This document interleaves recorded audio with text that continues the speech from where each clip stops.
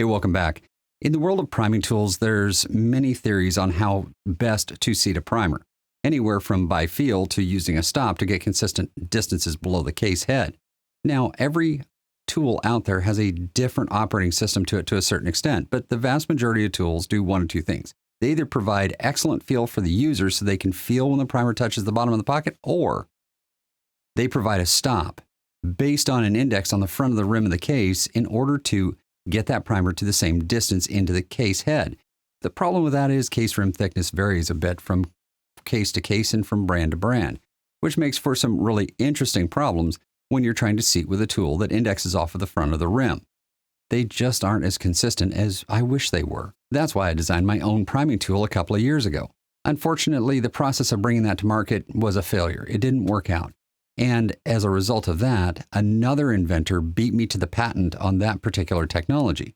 And I want to honor that particular inventor by showing you their product, because I bought it at full retail using the money that I gather from the patrons of this channel. As a matter of fact, with their generous support, I'm able to do things like this with no sponsorship from manufacturers, which means I can give you a truly honest review of the product and let you know what I really think about it without having to hedge my bet to make my sponsor happy. That makes me a unique kind of an animal on YouTube. So let's talk about the product. The product for today's review is the Lyman AccuPrime. This is the auto feed model. They make a single feed model as well. This one, street price is about $136 currently, but they're out of stock. I bought this one directly from Lyman for about $175, and it got here just yesterday. And why not just simply give it a test? Before I show you the results of the test, I want to talk to you about how this thing actually works, because it's a very important concept to understand. And the best analogy for how it works is best demonstrated with one of these. This is an arbor die for seating bullets. You see, as the center stem goes in, it touches the top of the body, and it can't go any further, no matter how hard you push on it, at least within human strength capability. So you get the same seating depth again and again and again, because in essence, you are jamming the case between whatever surface it's sitting on and the stem coming down on top of the die. Now, that same technology can be used for primers, but it has to be miniaturized. And that's the real challenge in designing this particular product. But our friends at Lyman were able to do it with a very small size product that works out quite well. So how it works is really simple in essence. It has a priming plunger that has a cup around the outside of it with a spring to hold the cup upward, just like any other primer you would use. The trick here is very simple. Instead of allowing that cup to slide freely up and down the full length of the shaft, as you see in many priming systems, this one comes down to a point where it touches a shoulder. When the shoulder touches the cup, you have a steel-on-steel connection that is then pressing against the case head face and using that as the datum for the priming process. In other words, by changing the length of the priming plunger, you can change the depth of the primer below the case head. And that's all there is to it. Very simple, very straightforward, works every time it's tried, with a couple of caveats, because this is the same way that my priming tool worked. The only difference is, instead of having very fine threads so you could adjust it by screwing it in and out, I was using shims. But ultimately, they work exactly the same way and do the same thing. There's a slight difference in the two designs, and I'm going to tell you about what that difference results in with this Lyman tool. But remember, this is a very inexpensive tool. But once again, I paid them full retail for it. I can tell you anything I want about it and tell you what's good and what's not so good about this particular tool. The first good thing is the stop system. It's very simple, and it works every time it's used. It works in seating dies, it works in sizing processes, and yes, it works in priming. Now, the downside to this particular design is the choice of shell holders.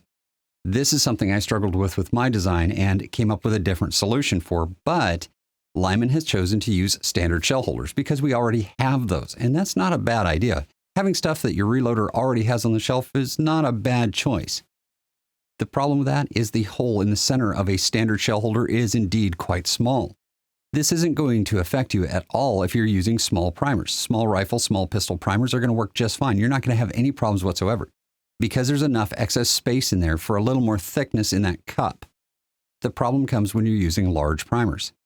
In that case, there is precious little thickness available for the outside of the cup, and that cup thin edge has a tendency to find its way into the indent in the case head, right around the primer pocket, and can result in a pressure-sensitive situation where you might get a little more depth if you really haul on the tool. At the same time, I'm not a real fan of the leverage of this tool. It's a little on the light side for leverage, in my opinion. I would like to see more leverage on the tool, but I can understand why it's designed the way it is. I really think that it would be more fun to use if it had just a little more leverage. Instead of telling you how accurate this thing is, I'm just going to show you. I'm using my Accuracy First primer depth gauge in order to show you the distance below the case head. A negative number is below case head face. So watch carefully as I prime a few of these cases. Now this is after a 10 primer get to know you period where I learned how pressure sensitive it was or wasn't. It takes a bit of pull to get the primer seated completely. But if you pull way too hard, you're going to start pressing that very thin cup edge into that indent in the case head, and that's going to result in a little deeper primer. And I have a couple of examples where I was able to push it about 1,000 deeper by pulling really hard on the handle. On the other hand, if you don't pull hard enough, you're not going to get the primer all the way in. Kind of a surprising thought, isn't it? So like I said, after 10 test rounds and then starting to use the tool in a very workmanlike fashion, I'm getting these results. The vast majority of the cases had the primer 3 thousandths below the case head. A few of them were 2.5 thousandths. And that's the extent of the variation. It was so consistent, it was kind of eerie. Reminded me of somebody else's design. I would feel comfortable loading 200, 300, 400 cases and not checking a single primer depth. Now that I know that I can get to 3 thousandths below the case head, which was my desired setting for this particular set of brass. And adjustability is quite simple. The end of the primer punch is a threaded device. It's threaded at, I think, about 40 threads per inch, which means you're going to get about 25 thousandths for each rotation of the plunger.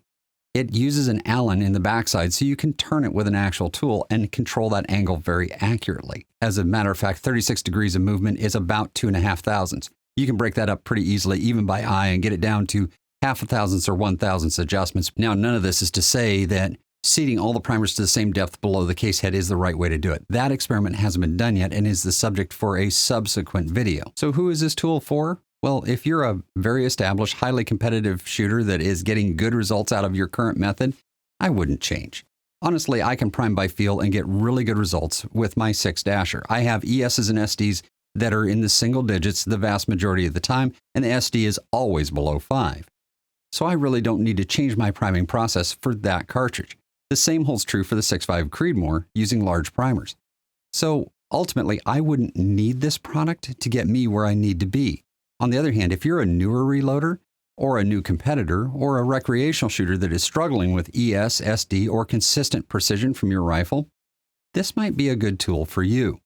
As a matter of fact, being able to seat your primers consistently and confidently without having to worry about whether you got them deep enough or not, whether you crushed them enough or not, or if you're getting the same crushes you did the last time you seated primers, well, that's going to help you have more confidence in your rifle, better ES and SD numbers, and more consistent precision from the rifle itself so that you can focus on what's really important, which is the U component of your shooting. So in the end, the Lyman AccuPrime is a pretty good priming tool that has one weakness. That weakness is large primers. If you are able to pull on the handle consistently, you're going to get very consistent seating depths for your primers.